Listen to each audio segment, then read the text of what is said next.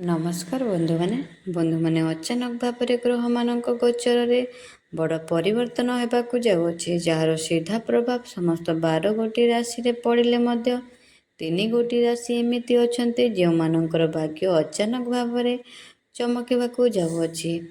ମା ଲକ୍ଷ୍ମୀଙ୍କର ଆଶୀର୍ବାଦ ରହିଥିବା ସହିତ ଏବଂ ଗ୍ରହମାନଙ୍କର ସହଯୋଗ ବନିଥିବା ରାଜଯୋଗର ପ୍ରଭାବରେ ଏହି 3ଗୋଟି ରାଶି ମହାଭାଗ୍ୟଶାଳୀ ହେବାକୁ ଯାଉଛନ୍ତି।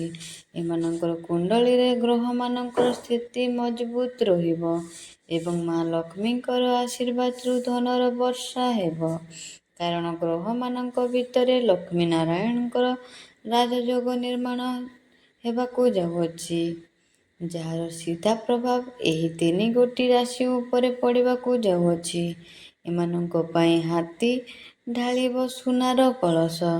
ତେବେ ଆସନ୍ତୁ ଜାଣିବା କିଏ ସେହି 3ଗୋଟି ଭାଗ୍ୟଶାଳୀ ରାଶି, ଯେଉଁମାନଙ୍କର ଭାଗ୍ୟ ଅଚାନକ ଭାବରେ ବଦଳିବାକୁ ଯାଉଅଛି।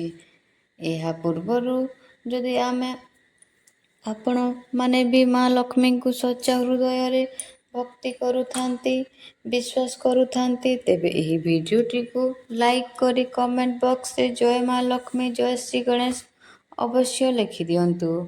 ବନ୍ଧୁମାନେ, ଜ୍ୟୋତିଷ ଶାସ୍ତ୍ରରେ ପ୍ରତ୍ୟେକ ଗ୍ରହମାନଙ୍କ ଏକ ନିର୍ଦ୍ଦିଷ୍ଟ ସମୟ ପରେ ନିଜର ରାଶି ପରିବର୍ତ୍ତନ କରିଥାନ୍ତି।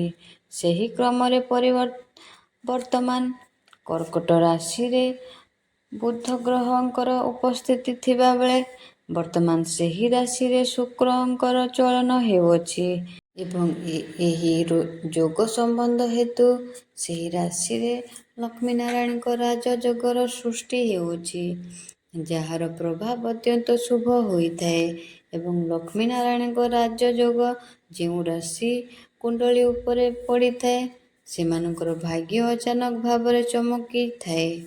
ଶୁକ୍ର ଏବଂ ବୁଧ ଗ୍ରହଙ୍କୁ ଅତ୍ୟନ୍ତ ଶୁଭ ଗ୍ରହ ବୋଲି ମନାଯାଇଥାଏ। ଏହି ଦୁଇଟି ଗ୍ରହମାନଙ୍କର ଯୋଗ ସାମର୍ଥ୍ୟ ଅତ୍ୟନ୍ତ ଶୁଭ ହୋଇଥାଏ। ଶୁକ୍ର ଗ୍ରହ ଯେ ହେଉଛନ୍ତି ଧନ ଏବଂ ସମସ୍ତ ଐଶ୍ୱର୍ଯ୍ୟର କାରକ। ଶୁକ୍ର ଗ୍ରହ ଯେଉଁ ରାଶିଙ୍କ ଉପରେ କୃପା କରିଥାନ୍ତି ସେମାନଙ୍କର ଭାଗ୍ୟ ଅଚାନକ ଭାବରେ ବଦଳି ଯାଇଥାଏ। ସେମାନଙ୍କୁ ସମସ୍ତ ସୁଖ ପ୍ରାପ୍ତି ହୋଇଥାଏ। ସେହିପରି ବୁଧ ଗ୍ରହ ଯେଉଁ ଗ୍ରହଙ୍କୁ ବୁଦ୍ଧିର ଦାତା, ବ୍ୟାପାର ବାଣିଜ୍ୟ କାରକ ଗ୍ରହ କୁହାଯାଇଥାଏ, କର୍ମକ୍ଷେତ୍ରରେ ଉନ୍ନତି କରୁଥିବା ଗ୍ରହ କୁହାଯାଇଥାଏ। ଏହି ଦୁଇଟି ଗ୍ରହ ସଂଯୋଗ ଅତ୍ୟନ୍ତ ଶୁଭ ବୋଲି ମନାଯାଇଥାଏ। ଯେତେବେଳେ ଏହି ଦୁଇଟି ଗ୍ରହ ସଂଯୋଗ ହୋଇଥାଏ ସେତେବେଳେ ଶୁଭ ଯୋଗ ସୃଷ୍ଟି ହେବା ସହିତ ଅନେକ ରାଶିର ଲୋକ ଉପରେ ସକାରାତ୍ମକ ପରିଣାମ ମଧ୍ୟ ପଡ଼ିଥାଏ। ଏହାର ପ୍ରଭାବ ଅତ୍ୟନ୍ତ ବିଶ୍ୱାସ ବୃଦ୍ଧି ହୋଇଥାଏ, ଆର୍ଥିକ ସ୍ଥିତି ମଜବୁତ ହୋଇଥାଏ, ଘର ପରିବାରରେ ସୁଖ ସମୃଦ୍ଧି ଲାଗି ରହିଥାଏ। ଏହି ଦୁଇଟି ଗ୍ରହର ସଂଯୋଗ ଦ୍ୱାରା ନୂତନ କାର୍ଯ୍ୟ ମଧ୍ୟ ଆରମ୍ଭ ହୋଇଥାଏ। ତେବେ ବନ୍ଧୁମାନେ, 28 ଅଗଷ୍ଟ 2025 ଦିନ ଶୁକ୍ର ଗ୍ରହ ଆପଣଙ୍କର କର୍କଟ ରାଶିକୁ ଚଳନ କରୁଛନ୍ତି ଏବଂ ଏହି ଦିନ 2ଗୋଟି ଗ୍ରହଙ୍କର ଶୁଭ ସଂଯୋଗ ବନିବାକୁ ଯାଉଅଛି।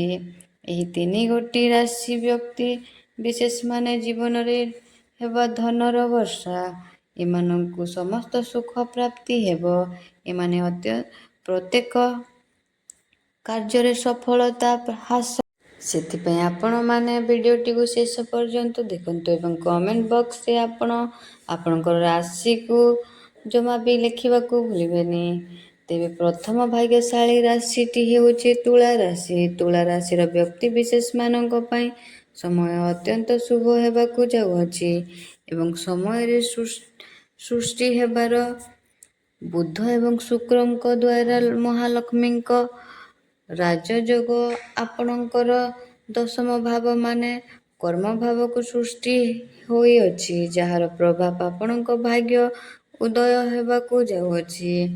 ବିଶେଷ କରିକି ଏହି ସମୟରେ ଆପଣଙ୍କୁ ବହୁତ ଅଧିକ ଶୁଭ ଫଳ ପ୍ରାପ୍ତି ହେବ। ଆପଣମାନେ ଉଭୟ ବ୍ୟବସାୟ ଏବଂ ଚାକିରି କ୍ଷେତ୍ରରେ ବହୁତ ଅଧିକ ଉନ୍ନତି କରିବେ। ଆପଣଙ୍କର ଭ୍ରମଣ ସୁଖ ପ୍ରାପ୍ତି ହେବ। ଶୁଭ ସମୟ ହେତୁ ଯେଉଁମାନେ କଳା, ସାହିତ୍ୟ, ସାମାଜିକତା କ୍ଷେତ୍ରରେ କାମ କରୁଛନ୍ତି କିମ୍ବା ଅନଲାଇନରେ କାମ କରୁଛନ୍ତି ସେମାନେ ଅଧିକ ସଫଳତା ପ୍ରାପ୍ତି କରିବେ। ଶୁକ୍ର ଏବଂ ବୁଧଙ୍କର ମହାସଂଯୋଗ ହେତୁ ଆପଣଙ୍କ ଭାଗ୍ୟ ପୂରାପୂରି ବଦଳିବାକୁ ଯାଉଅଛି। ଦ୍ୱିତୀୟ ଭାଗ୍ୟଶାଳୀ ହେଉଛି ମିଥୁନ ରାଶି। ମିଥୁନ ରାଶିର ବ୍ୟକ୍ତିବିଶେଷ ପାଇଁ ଅତ୍ୟନ୍ତ ଶୁଭ ସମୟ ଯୋଗ ବନୁଅଛି। ବୁଧ ଏବଂ ଶୁକ୍ରଙ୍କର ୟୁତିରୁ ଆପଣଙ୍କର କୁଣ୍ଡଳୀରେ ଲକ୍ଷ୍ମୀ ନାରାୟଣଙ୍କ ରାଜଯୋଗର ନିର୍ମାଣ ହେବାକୁ ଯାଉଅଛି।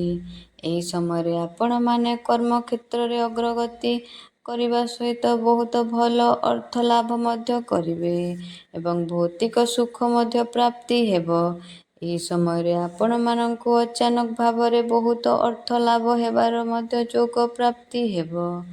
ଆପଣ କୌଣସି ନୂତନ ବ୍ୟବସାୟ ଆରମ୍ଭ କରିପାରନ୍ତି। ବିଶେଷ କରି ବିଦ୍ୟାର୍ଥୀମାନଙ୍କ ପାଇଁ ଏହି ସମୟ ଅତ୍ୟନ୍ତ ଶୁଭ ହୋଇଅଛି। ବିଦ୍ୟାରେ ବହୁତ ଉନ୍ନତି କରିବେ।